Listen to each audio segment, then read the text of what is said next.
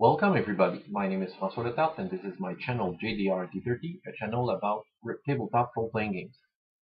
Today is the second part of my RPG tour of my collection. It will be around Advanced Dungeons & Dragons 1st and 2nd edition.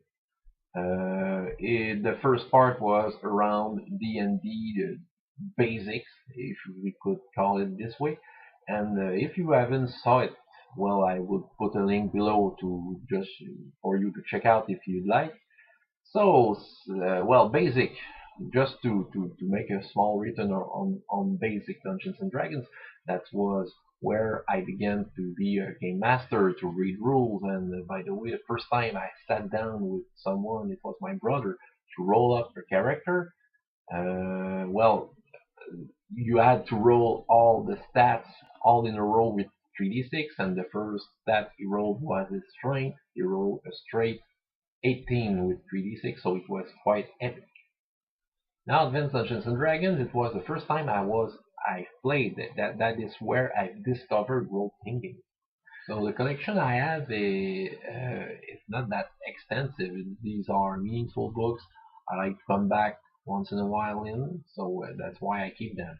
I will explain to you once again what do I do with these books. So I hope you'll enjoy this video. So be ready. It's the second part of my tour.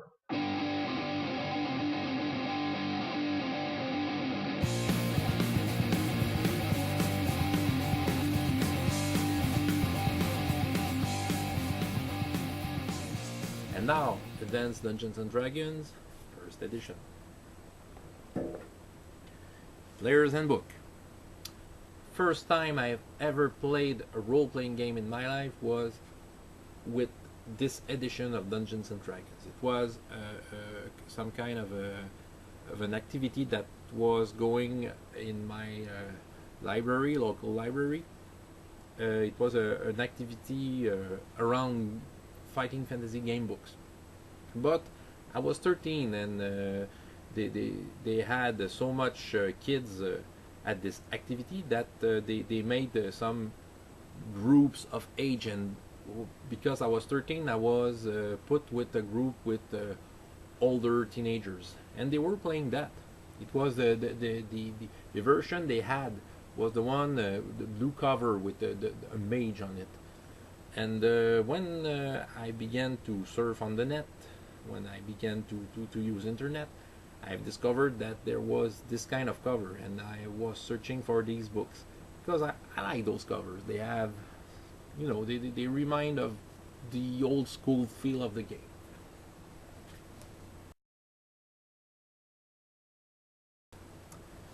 Dungeon Master's Guide 1st edition, once again with the old cover, not the one with the kind of a hooded person opening doors.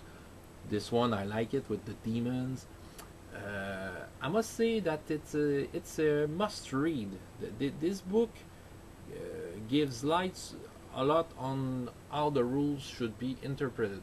Mr. Gary Gygax had a vision behind the rules, and I think that before I read this book, I always felt that the rules weren't understood as they should. And when I read that, I discovered what we should understand from the rules on how hit points, we should think about hit points. There's a lot of mysteries unsolved there. Okay, 1st edition is still a strange game in itself, but if you understand what was behind those rules and what was behind the way we should play it, it will be much more enjoyable. You should see, I will put a link. I don't remember the name of the vlogger, but recently someone did a big review of this book, and it was quite interesting. I agreed a lot with what he said about that. 1st edition, Monster Manual. There was a lot of monster manuals or catalog for every edition of Dungeons and Dragons, but the first one is self-sufficient. You have all the classics in there. You could play a whole life of campaign just with that. And it's very fun to read. And you know, with all the old school art, see, was quite a good book.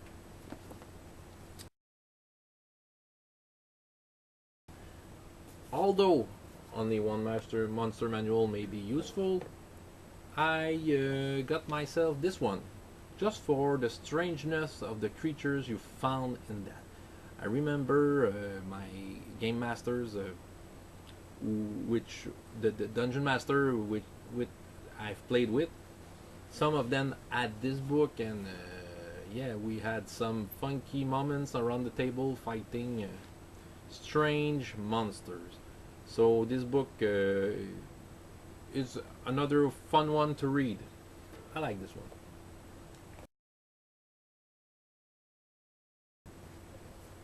Deities and Demigods. The first version. The first version that was quite controversial because they talked about some actual deities from the history of our world, and they talk about demons, and he even has stats for Elric of the character created by Michael Moorcock. There were so much issues around this book and so much TSR, and had so much difficulty with these issues that they had to redo the book, change the names of the creatures and all that. But the first Deities and Demigods has something special.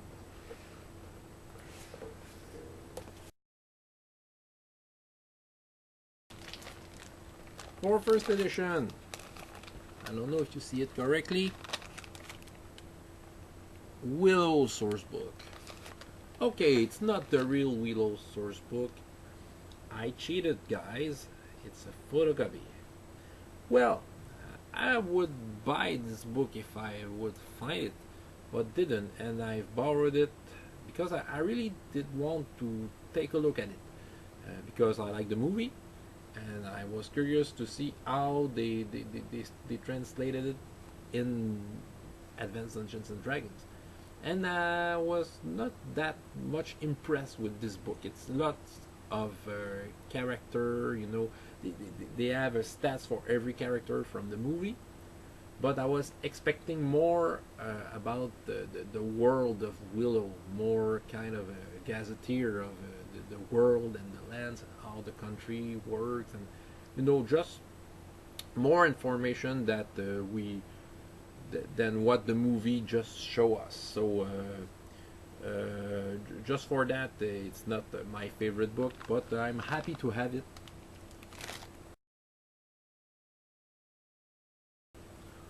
First edition, Dragonlance.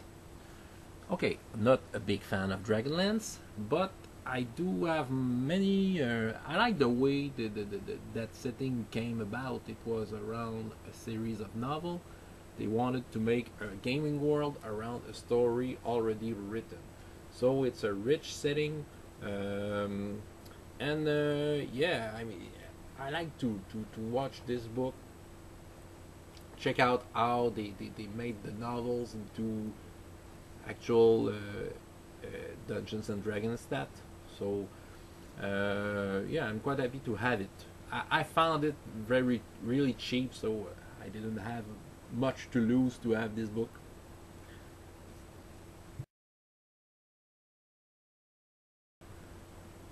Second edition. Manuel des Joueurs, Player's Handbook, 2.5 in fact. The French version, you see the logo here is all in English. They didn't put the J here. I've played a lot of this edition. When this edition was around, as a game master, I was elsewhere. I didn't like Dungeons and Dragons. I found that the rules weren't making any sense. This game wasn't for me at all. But as a player, I did get into some games and had lots of fun with that. Uh, and played mostly clerics with this game. I must say that I had lots of fun as a player, but as a game master, I wasn't interested by this game. Although I have bought this. I don't know if you see it. It's a CD-ROM, the core rules. It was quite a bargain back then because the price of the CD-ROM was the price, was a fraction of the price you would pay for all the books that is in there. So and they had some kind of a character generation for second edition. So as a player, I found it very handy to have because it was easier for me to check out the how my character was progressing because you could do it automatically with that. And for reference, it was very useful to have.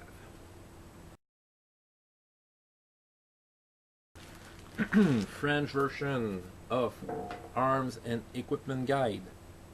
I've bought it not for Dungeons and Dragons especially, but for information in general. I know it's not historical, precise things you find in there, but for a role-playing game environment, it was quite informative. So it gives you lots of idea on many weapons from the Middle Ages and stuff you can find like armors or other things. Good book.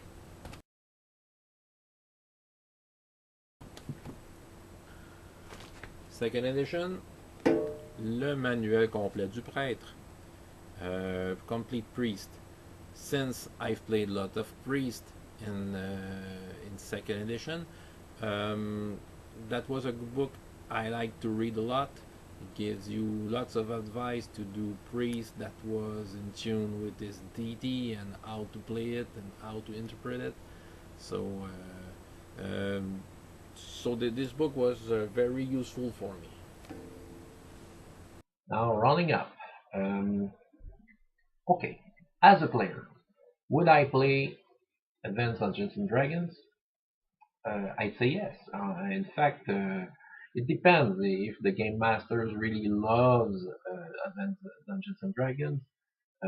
Yeah, well, I would come into a game and probably enjoy myself. As a game master, well, okay, there was a time where I really didn't like Dungeons and Dragons. I was into something else. So, but things have changed, and well, the way I would be a game master in that would be to take all the variety from this version of the game, but run it as a D&D basic rule system because D&D Basic is much more rules-like and it goes faster. In fact, sometimes I did D&D games, the basics, and a player may come up with a concept for a character, and that concept would better fit into something you would found into Advanced Dungeons and Dragons. So I would import it into Basic, and it worked. It worked quite well. In fact, I think in Dungeon Master's Guide Second Edition, you have some kind of a recipe to create a character class with how the XP would work, and it wasn't perfect, but it was just okay for the game I ran, and yeah, nobody complained about the result it gave. Um, well, I think there are some retro clones that does that. That does take the variety from advanced and but run it into a basic. I don't know if it's Labyrinth Lord or Dark Dungeons, but they are worth looking for. These are great retro clones if you'd like to go in this way.